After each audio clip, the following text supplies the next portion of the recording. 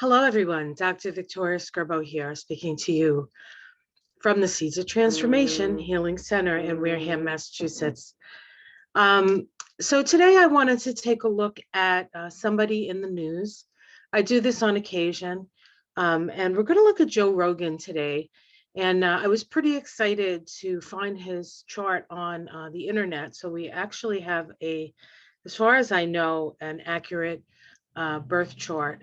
I'm also going to be looking at his numerology and his Kabbalah to understand a little bit about Joe Rogan. I have to honestly say I don't know that much about Joe. I do remember him being on television in I think it was something about the news. Anyway, with Phil Hartman, it was a show in the 90s, I believe. So he does have a very popular podcast. It is a podcast that he speaks to guests for around 3 hours. I don't know if all podcasts are 3 hours, but they are long, which is interesting because it's a little bit of a it's different in that most of what we see are these sort of small snippets of information that sort of gets flashed across the screen. And I think perhaps one of the reasons that people enjoy a podcast that's that long is because you actually get down to situations. You get down to deeper conversations. Now, again, I have not listened to, I've listened to him a few times. I've never listened to an entire podcast. And this is not a political statement as to whether I agree with him or disagree with him. But one of the things that I take issue with is this concerted effort to silence him. But I guess you can't really silence him because he can just do it in a different venue. But it seems to me that that he does have a much broader range than the people who are trying to take him down. And I think that's just a consideration that we need to take into the whole picture. Now, because I don't really know, I haven't really listened to his podcasts. I can't speak of the things that are on them necessarily, but I can speak of his numbers and his astrology and perhaps why he is in the spotlight at this time. What is it that he has opened up for us to look at as we attempt to evolve into more integritous human beings? Okay, so let's take a look. We're going to start with his chart, his astrological chart. And as I say, I got this off of Astro Theme. So I'm assuming that this is accurate. So we have Joe Rogan being born August 11th, 1967 at 5 minutes after midnight in Newark, New Jersey.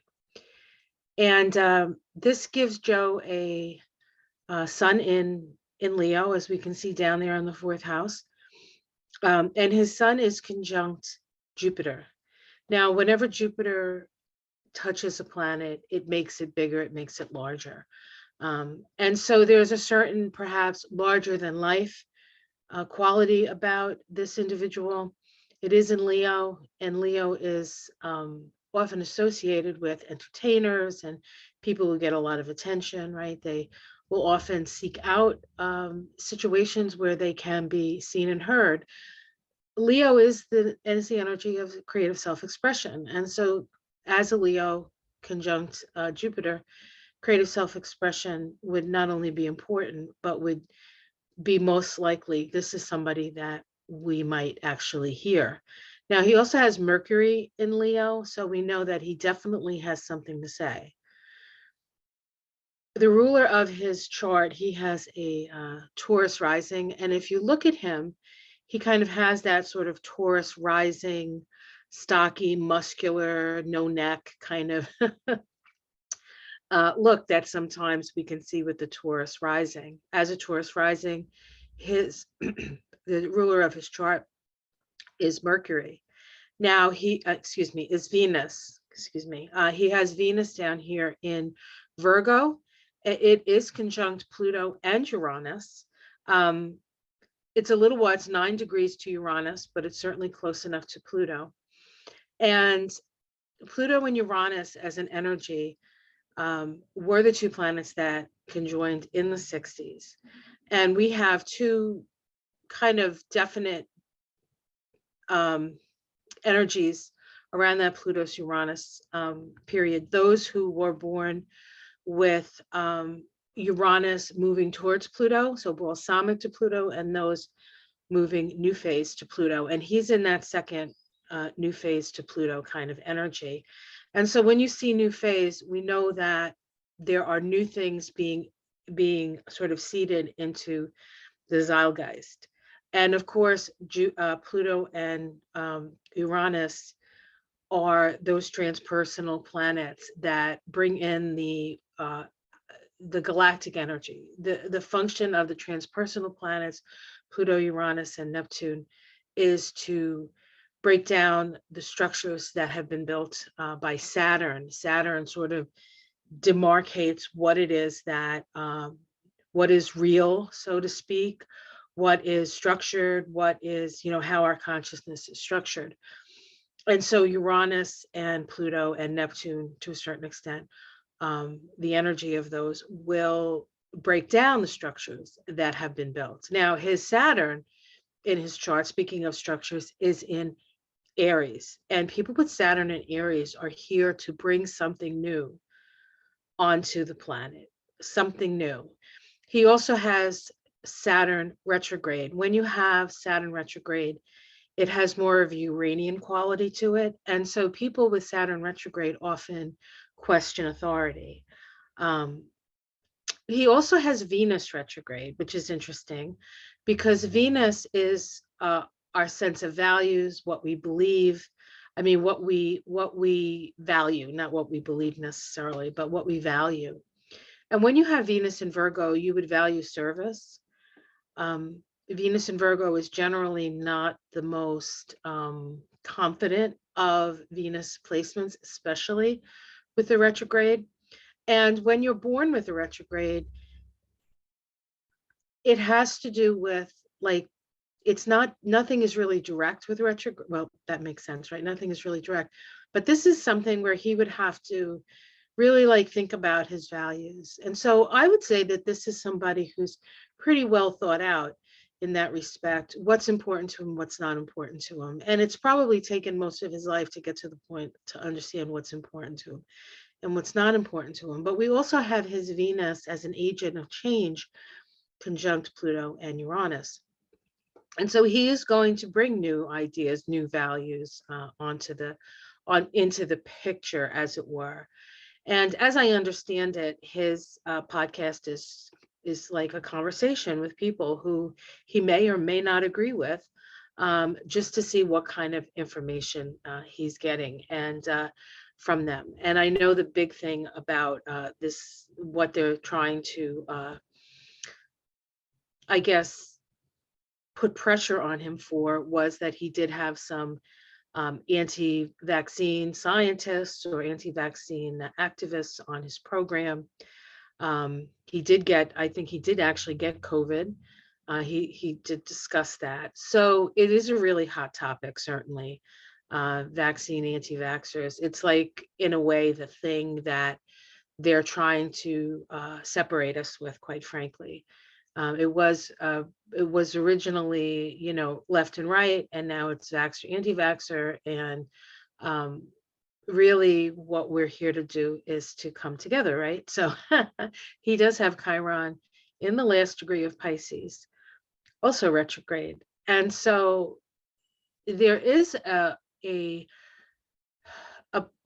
an urge in him with that Pisces, with Chiron and Pisces, to heal and bring oneness to a situation. Okay, so his North Node is in Taurus, and so he's a Taurus rising. His North Node is in Taurus. So Venus, of course, is very important. Now, he does have a South Node in Scorpio. He's got his moon right there next to the South Node. His moon is in Libra. That moon in Libra is probably the part of him that keeps him open to other points of view. Libra is always trying to balance things, as it were, see both sides of a situation. And he does have an inconjunct between Mars and Saturn. That inconjunct is actually a Scorpio side inconjunct. So he has Mars in Scorpio with a Scorpio side inconjunct to Saturn. He would be a thorn in the paw of authority, just naturally. He would naturally question authority because of that Saturn retrograde in Aries, and with Mars in conjunct. Mars, excuse me, Mars is powerful in Scorpio. And Scorpio energy is, when you have Scorpio energy, oftentimes you can suss out people's motivations. You have a sense of who's saying something that perhaps they believe in or that is truly them, and who's saying something because there's an underlying agenda. So I would say in general, he's probably a pretty good judge of character. I guess you could also say with a South Node in Scorpio, he might even be very good at manipulating situations, but I'm not sure that that's true. And I don't know that much about his personal proclivities here. I do know that he's very into fitness, and I do know that he does, he's into martial arts or something like that. I think he does a lot of that stuff. And of course, he has the #1 podcast, I think, on Spotify. So here is somebody who, at this point in our evolution, has something to say and is being listened to by many people. And it's very easy, I think, for us to say, I'm not sure how often he does his podcast. Like, is it once a week or once a day? I'm not sure. I mean, I would imagine it's not going to be, I don't know. I mean, can you do a 3-hour podcast every day? I think you'd run out of things to say. But what was the point? He does have a lot of people listening. I guess that's the point. I don't think that was the point, but that's the point I'll make because I can't remember the point I was making.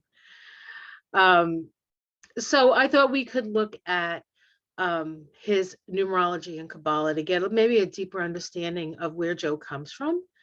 And what is he here to show us at this time? Okay, so let me stop that share, and we're going to do a new share.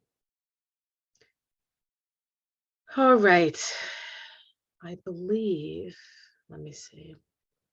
I believe the children are our future. All right. What is it? All right. I want to make sure I pull the right one up. 1 minute here. Okay, so here we have Joe Rogan's Numerology. So his full name is Joseph James Rogan. He was born August 11, 1967 in Newark, New Jersey. His soul vibration, the soul vibration is if we add up all his vowels, we get something called the soul vibration. This is his inner feminine side. This is his introspective side. This is what his soul has been working on for lifetimes. And this is what he needs to stay in good relationship with in order to stay healthy. Now, he has an 11 vibration within his soul from the name Joseph. Everybody who has Joseph, anyone named Joseph would have an 11 soul vibration. So if you want to, if you want to name a a child and give him a master number, you could always add Joseph to his name. Um, and we have a 24/6 vibration as a soul vibration. Now, the 11 vibration is the spiritual light messenger. And so people with 11s have a message to give. And the 24/6, the 6 vibration is the vibration of community, responsibility, um, service to others. So this is somebody who is at a soul level, service oriented. The 24/6 is associated with the Queen of Wands. It's associated with the sign of Leo. And so he has his sun, his Mercury, and Jupiter in Leo. So the Leo in his chart, in his astrological chart, is vibrating, his soul is vibrating through those planets. His outer personality is a 44/8 vibration. That is his consonance. This is what he's good at. Well, when you have an 8 in your chart, you're generally good at managing things. There is an understanding of cause and effect here. The 44 is a master number, and it is actually associated with the 4 of Cups in the tarot. And so there's a divine discontent within that energy. And I would imagine that he has a bead on what makes people discontented. And perhaps that's how he chooses his guests on his show. Where are people having issues, and how can I perhaps bring it to the attention? Or this might just be, in his case, because that of the 24/6 Leo soul, the 44/8 is associated with the planet Jupiter. He has Jupiter in Leo. He could just simply be picking people because it's what interests him. So that is something that we have to consider. And then when we add those two vibrations together, we get a 68/5 vibration. That is the Page of Pentacles. So it is a page. There's a boyish charm with that. There's perhaps an innocence that comes with that vibration, or a sense of I don't want to say immaturity necessarily, but certainly an openness to different ideas, just like a child is open to experience, right? That particular vibration, the 68/5, is associated with Virgo. He has Venus, Uranus, and Pluto all conjunct in Virgo, with that Venus retrograde ruling both his north node, his direction forward in this lifetime, and his ascendant. So we can see these vibrations activated in his chart. Now, his path of life, which is right here, this is his birthday. That vibrates to a 42/6 vibration. The path of life is also known as the life lesson. And so this is what he's learning. This is the energy that he's learning. And the 42/6, again, we have that 6 vibration. It's actually transposed, right? His soul is 24 and his path of life is 42. You add 2 and 4 together, no matter which direction you go, it's going to be a 6. And when we get to the Tree of Life, we'll see that these actually sit in different places on the Tree of Life, but there are similar themes to it because of the energetic patterning of where these things sit on the Tree of Life. But the 42/6 vibration is the 2 of Cups, and it's about learning about love and responsibility. There can be a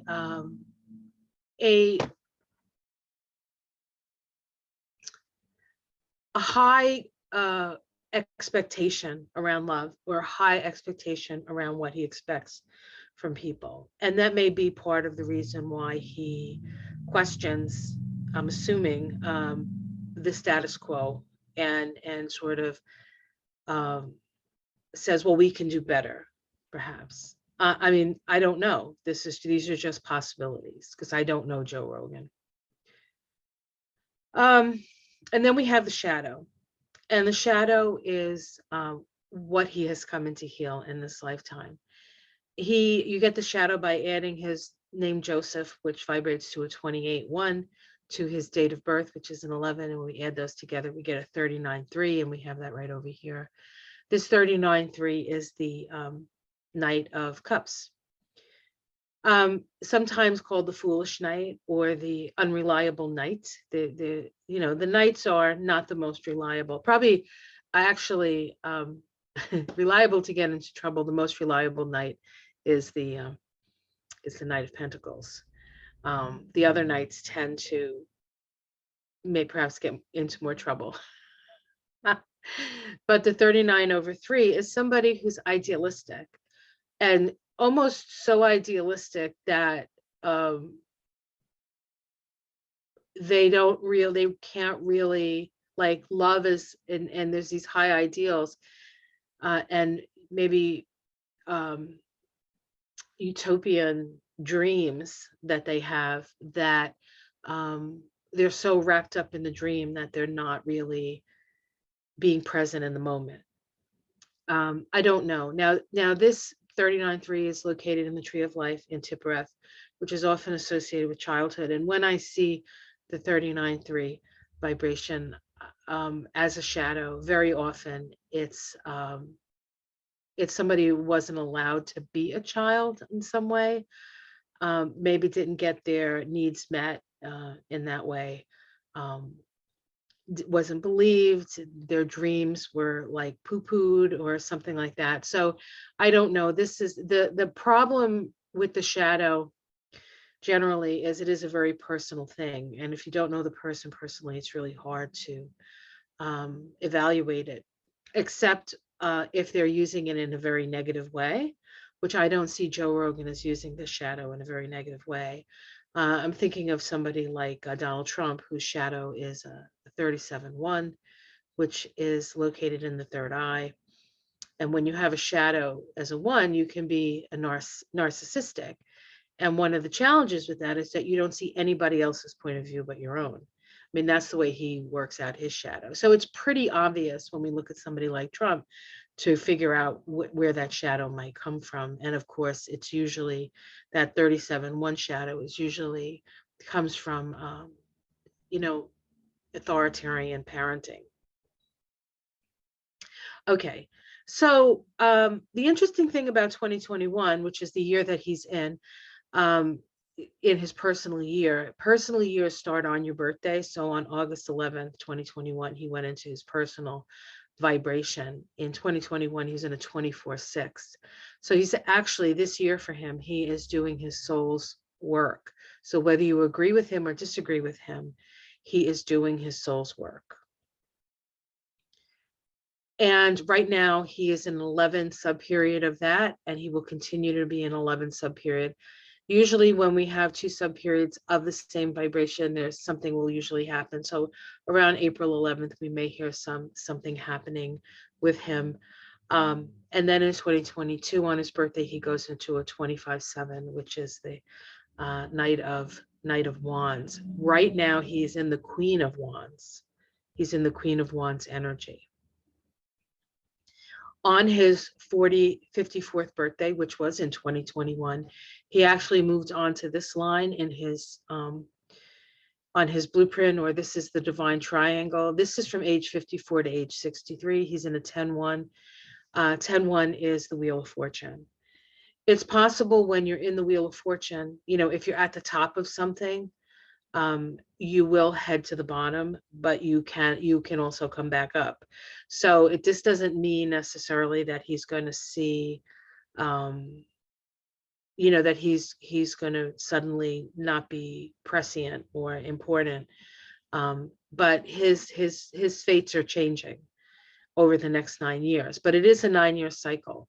And the important thing for him as an individual is not to get attached to the up and down, but to sort of sit like an observer and watch it go up and down. And I think that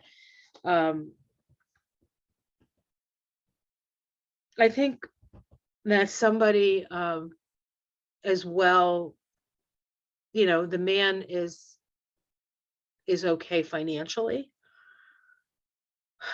I would think, at this point in his career. And so it may not make that much of a difference to him if this is not a completely ego-based thing. You see what I'm saying? He'll be okay with that. I don't know. We'll see. He also, at age 48, here is, I think it's 48. Yep, 48. He moved into a 31-4 vibration, which he's in for the rest of his life. That's the 5 of Wands. So this is somebody who, you know, is here to really poke the bear, so to speak. Excuse me. All right. So let's look at his tree of life. Let me see if I can find that. And we'll see where these numbers vibrate.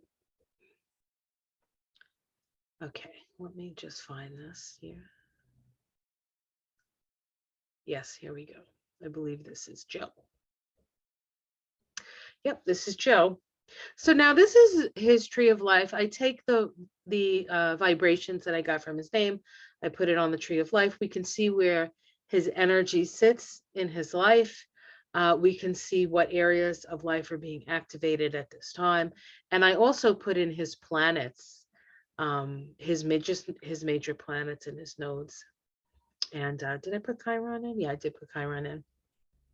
So if we look at this and we look to see where his soul vibration sits up here in Bina. Bina is the place of the divine feminine. When you have a soul in Bina or any vibration in Bina, you have suffered.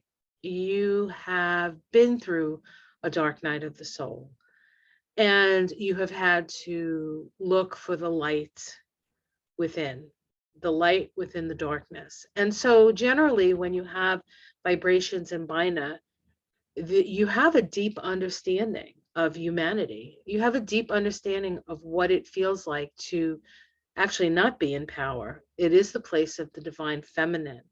I would say that his relationship to his mother would be very important. I know he has a wife. I know he has a daughter. Those female relationships would be very important to him in his life. And you know, as a man in this lifetime, as a place where he can find solace through his relationship with the feminine principle. His quiescent, his outer personality, it's the same thing, the 44/8 that I spoke of. He has it here in Hesed. Hesed is associated with Jupiter. Remember, he has Jupiter in Leo. This is the Queen of Wands. The Queen of Wands is the fixed fire, which is Leo. We can see he has Leo. So there's a lot of Leo in his chart via his connections to vibrationally and also astrologically. The quiescent sits in Hesed. Hesed is the Sephiroth of mercy. It's about expansion and generosity. And it is located in the throat chakra. So this is somebody who came in with something to say. He has, your quiescent is talents and abilities that you bring forth from other lifetimes. So he has a talent for this. He has an ability to express himself that comes from his previous incarnations and his previous lives. So when you see the soul vibration, when you see the quiescent vibration, it's as if these are tools that you get to use to manifest what it is that you're here to manifest in your life. Part of that is your life lesson, learning the lessons of your life, and it also has to do with healing the shadow. Now let's go down here to his expression. He has his expression 68/5. This is the Page of Pentacles in Malkuth. Malkuth is the place on the Tree of Life, the only place on the Tree of Life that's connected to the manifested universe. It is associated with the earth, And although we generally don't look at the earth in astrology, your earth sign is always going to be exactly opposite your sun sign. So as a Leo sun, his earth is in Aquarius. And so there's an Aquarian energy to this 68/4 via its connection to his earth sign. And the 68/4 is Virgo. And of course, we have Pluto in Virgo, we have Uranus in Virgo, we have Venus in Virgo ruling the chart, ruling the North Node. Of course, his Pluto in Virgo rules the South Node, as does his Mars in Scorpio. So there's a lot of energy from the past that he brings into the future, in probably a very effective way. One of the things about Malkuth is it's the place where we come to understand a sense of victimization, or victimizing. It is a place of fame and fortune. And so when somebody has a vibration down there, they usually are, it can be famous, they can be infamous, they can create victims, or they can do great healings. Now, he also has his power square down here, and I'll just bring this a little closer because it's so small, you really probably can't see it, but I'll bring it up here. Here's his expression. Here's his power square. His power square is a 40/4 vibration. That is building vibration. With the 0 there, it brings in that God force energy. People with 40/4 generally can build empires. These can be the empire builders, and that is his power. Now, what does he base on his power? Well, he bases on his power his ability to heal what was in his youth square, his first 27 years of life, which I didn't point out when we were looking at his divine triangle, but I did put it on this. And here is his youth square, 52/7. This is the Queen of Swords. This is the Queen of Swords, also in Bina. So his youth was a difficult one. His youth was a difficult one. Perhaps he felt